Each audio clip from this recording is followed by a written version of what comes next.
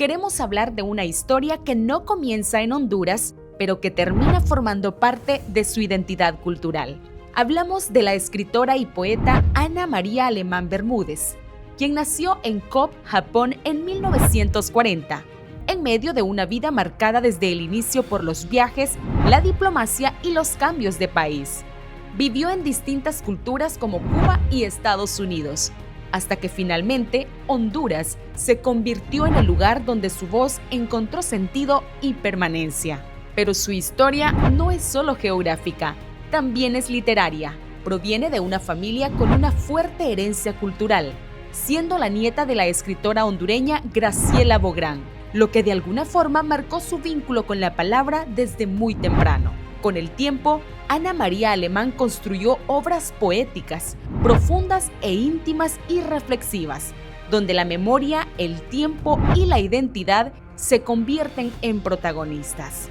Hoy su nombre forma parte de la literatura hondureña contemporánea, como una voz que nos recuerda que la identidad no siempre se hereda de un solo lugar, sino que también se construye a lo largo del camino. Con ustedes, la poeta y escritora hondureña Ana María Alemán. ¿Qué tal, amigos? Es un gusto saludarles y darles la bienvenida a nuestro programa Exitosas que Inspiran, un espacio para resaltar, pero también para traer toda la sabiduría de mujeres que han trascendido en esta vida con altos y bajos y que por supuesto sus experiencias pudieran ayudarnos a nosotros también. Hoy con nosotros, como ustedes acaban de ver, traemos a una mujer orgullo hondureño en el mundo de la literatura y por supuesto estamos hablando de doña Ana María Alemán, a quien le agradecemos por este espacio en su día para venir a charlar con nosotros. Bienvenida. Muchas gracias, Lilian, y muchas gracias por invitarme. Esto es un honor para mí. Para nosotros muchísimo más conocer a una gran poeta hondureña que tiene también mucha historia trascendental y que ha venido de familia, además también todo un legado que usted ha podido construir hasta ahora. Entonces vamos a iniciar hablando de lo que nosotros sabemos puede ser poco en comparación a su propia identidad, a su propia perspectiva de identidad. Entonces nos encantaría conocer un poco cómo se describiría usted. Bueno, yo creo que yo soy una mujer que ha cumplido todas sus metas, ¿verdad? Yo crié mi familia, tengo 2 hijos que viven en Estados Unidos, tengo nietos, hasta bisnietos tengo 3 bisnietos. Y entonces, pues eso viene siendo como tal vez la prioridad de las mujeres de mi época. La familia. La familia. Pero aparte de eso, yo pude hacer otras cosas con mi vida, de lo cual me siento orgullosa, ¿verdad?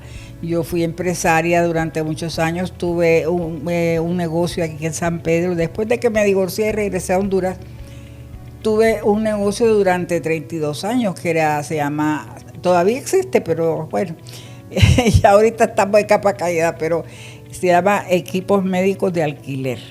Entonces yo alquilo camas, sillas de ruedas, concentradores de oxígeno, todo lo que las personas en su casa necesitan, los enfermos, para recuperarse, digamos, de una enfermedad, ¿verdad? Una gravedad. Así es que manejar eso también ha sido una cosa para mí que me ha dado mucho gusto, me ha enseñado también a manejar un negocio y eso es casi, esa es otra de las cosas de las que sí me siento muy orgullosa, ¿verdad? Aparte de que después la literatura, porque la literatura también, bueno, toda mi vida, mi vida está así que, como le dijera, que unida a la literatura, porque mi papá era un hombre que venía de una familia también de escritores, los Alemán.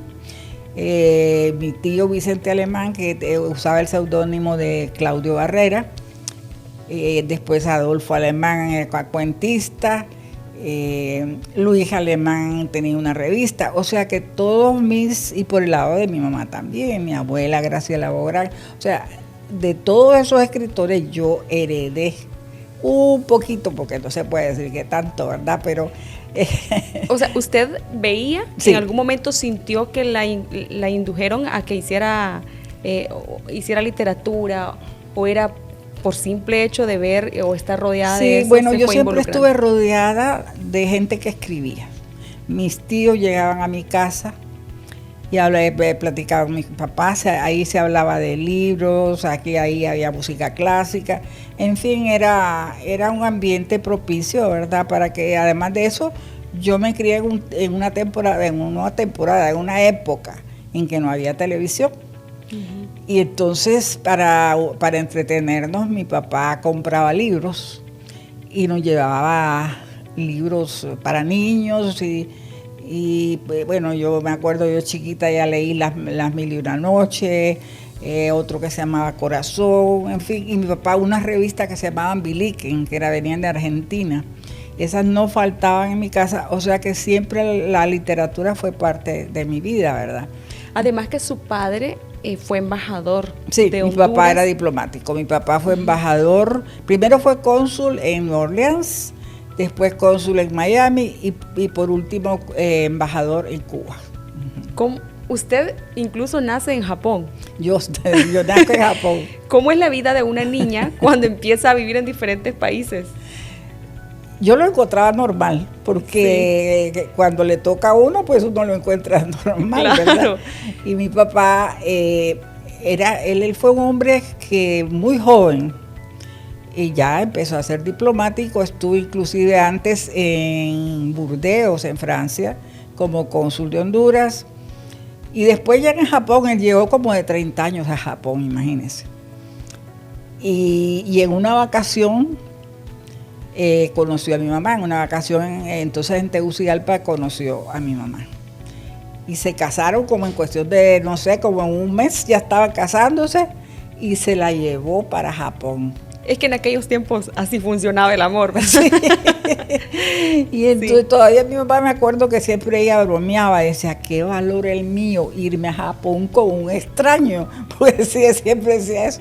Pero ellos tuvieron un matrimonio que aunque tenían sus problemas, pero ellos se amaban mucho. Uh-huh. Y entonces allá fui a nacer yo, ¿verdad? Pero entonces usted aprendió a hablar japonés. No. Yo cuando yo tenía, ¿qué le diré? Menos de un año, empezó la Segunda Guerra Mundial. Tuvimos que salir del Japón. Porque si nos hubiéramos quedado, nos metían en un campo de concentración, ¿verdad? Porque nosotros, Honduras era de los países que estaban contra Japón, que apoyaban a Estados Unidos. Entonces, en el penúltimo barco que salió con extranjeros del Japón, salimos. Y después fue, no sé, una larga travesía hasta llegar a California. Entonces mi papá se quedó en California. Pues nos quedamos, ¿verdad? Los tres ahí. Yo no había cumplido un año yo. Y nos quedamos ahí una temporada porque mi papá decía, si no hay guerra, porque nos regresamos, uh-huh. Porque todavía no había una guerra ya oficialmente declarada. Pero ya él veía los preparativos de los japoneses y todo. Entonces él se quedó ahí. Pero ¿qué pasó? En eso vino Pearl Harbor, que fue en diciembre, el 7 de diciembre, y fue el ataque que hicieron ellos a una base militar, la base de Pearl Harbor, ¿verdad? Y entonces ahí ya empezó oficialmente la guerra y mi papá regresó a Honduras. ¿Y cuándo usted comienza a tener conciencia de que sus padres eran diplomáticos, o especialmente su papá? ¿En qué momento de su niñez empieza a entender que su infancia no era igual que la de los demás niños? Pues fíjese que no estoy segura, pero yo tengo fotografías, por ejemplo, de donde estoy yo, vestida con un kimono japonés. Pero eso fue que lo trajeron de allá, porque ya yo tenía como 4 años cuando tengo la fotografía esa, que estoy con un kimono. Y no, uno aprende en la casa, pues escucha todas las historias de la familia y que regresamos del Japón y uno lo encuentra normal, ¿verdad? Claro. Sí. O sea, era su mundo, no conocía otro. No conocía otro. Y para usted fue normal. Era normal. ¿Y en qué, cuáles fueron esos valores que fueron alimentando a la mujer en la que usted se fue convirtiendo en la adultez?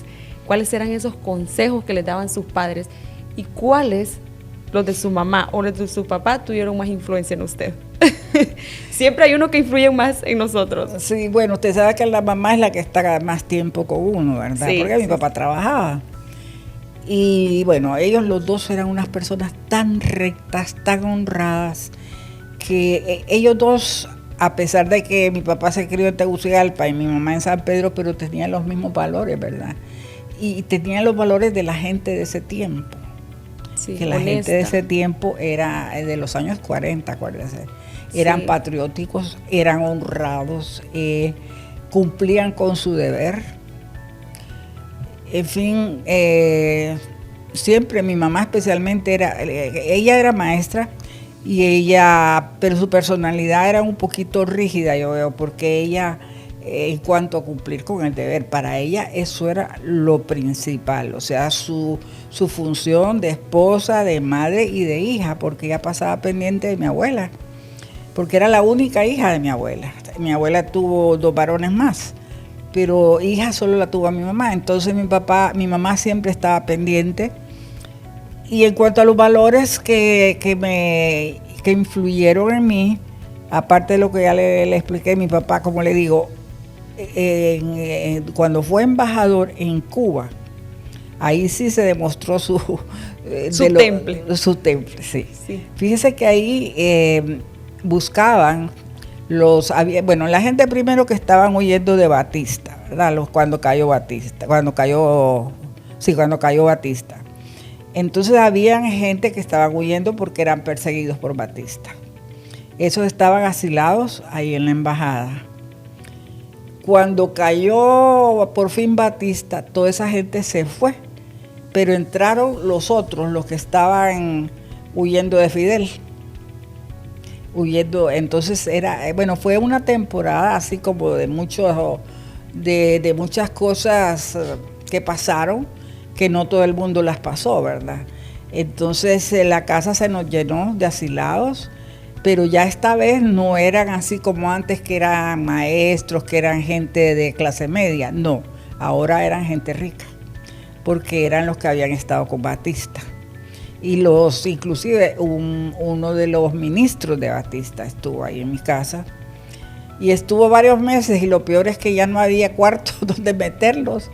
Y porque en el patio habían los dormitorios de la sirvienta y un chofer, y ahí se colocaban ellos, pero ya cuando llegó el ministro, yo tuve que cederle mi dormitorio, ¿verdad? Porque el ministro llegó con su esposa y además era diabético, entonces la señora tenía que estarle cocinando ahí adentro de la casa de nosotros, ¿verdad? Su comida y todo. Bueno, total que para mí, mi mamá se enfermó de los nervios porque no aguantaba con todo ese macaneo, como decimos nosotros aquí. Sí. Se asustó, o sea, Sí, era sí, demasiado. Sí, era demasiado el estrés. Y en ese momento, así pues, yo diría en un momento de crisis política, Sí. y obviamente viene a tensar las dinámicas familiares. En ese momento, ¿cuál fue la actitud de su padre, que por la cual usted dijo, ahí demostró su temple? Sí, porque le voy a decir, entonces esa gente de tanto dinero le ofrecían a los embajadores unas cantidades de dinero para que los asilaran, y número 2, para que le sacaran cosas del país, porque usted sabe que a los diplomáticos no les tocan las maletas, ¿ve? Sí. Entonces ellos podían mandar maletas llenas de billetes con un diplomático, y esa maleta llegaba a Estados Unidos perfectamente bien. A mi papá le ofrecieron carros, a mí, ¿qué es lo que no le ofrecieron para que hiciera eso? Y mi papá nunca aceptó nada, porque él decía, lo único que yo les voy a heredar es un hombre limpio. Yo me acuerdo de la frase de mi papá, y es cierto, pero es que esos hombres ya no existen, yo creo, ¿verdad? ¿O están contados? Están contados, sí. Porque porque la ambición, sí, el claro, poder es el bien poder, así tentador. es. Y le voy a decir que hubo muchos otros embajadores, yo veía el de El Salvador, el de México, que aceptaban esas cosas, ¿verdad? Y rapidito hicieron su fortuna. Nosotros no, nosotros regresamos a Tegucigalpa así sin nada. Bueno, yo me casé en Cuba, espérese. Se me olvidó esa parte. Yo tenía... O sea, ¿usted cuántos años tenía cuando estaba en Cuba? Yo llegué de 17 y salí casi de 20. Entonces, wow, usted claro, toda su infancia la vivió de país en país, sí, así y estuvo en Estados Unidos, aprendió inglés. También estuve en Estados Unidos. Sí, estuvieron también en otro país, ¿verdad? Bueno, solo Estados Unidos, Colombia y Japón. No, Colombia no. Perdón, en Colombia fue que fue a presentar sus libros, sí, ¿verdad? Perdón, mis libros en Colombia, sí. Pero en Cuba, vivimos en Cuba, sí, 3 años más o menos, sí. Y entonces ahí conocí al que fue mi esposo, el padre de mis hijos. Y ya cuando salí yo, ya salí con él y ya salí embarazada. Entonces, bueno, fueron unas épocas muy diferentes. Cuando yo vi que usted tenía un libro de poemas que se llama Havana Blues, ¿verdad? La primera pregunta que yo le hice fue, ¿usted se enamoró del país o se enamoró del sistema del país? No, del país. Del país, y usted me dice del país. Porque, del país, porque bueno, tenemos tantos precioso. estigmas con en torno a Cuba que se pudieran malinterpretar muchas veces, ¿verdad? Nuestras ideologías. Sí. Pero qué importante saber que usted conoció mucho más allá que el sistema, porque conoció el sistema y conoció la parte humana y de la gente en Cuba. Sí, la gente era gente buenísima, era alegre, ¿verdad? Gente alegre, dicharachera, la música, no digamos, ¿verdad? La música preciosa, la música cubana. Entonces yo estaba en la edad que me gustaba la música y todo eso, así es que a mí me encantó Cuba, ¿verdad? Pero ya nada que ver, parece con lo que hay hoy en día, ¿verdad? Claro. Podríamos decir que sus primeros años estuvieron de verdad fuertemente ligados a ver un carácter de toma de decisiones fuertes que formaron a una mujer honesta, a la mujer que vemos hoy, por ese gran ejemplo que dio de su padre. Sí. Y además también el cumplimiento del deber que viene heredado de su madre. Miren qué bonito. Dice que una vez, porque mi madre... Mire, vamos, perdón que la interrumpa, vamos a hacer una breve pausa porque esta historia apenas comienza, pero nos encantó conocer esos rasgos de personalidad y de carácter que cada uno va forjando en su infancia y eso lo llevan las vivencias. Entonces, le vamos a hablar más adelante después de esta pausa. Usted no se despegue porque esta plática apenas comienza. Muchas gracias.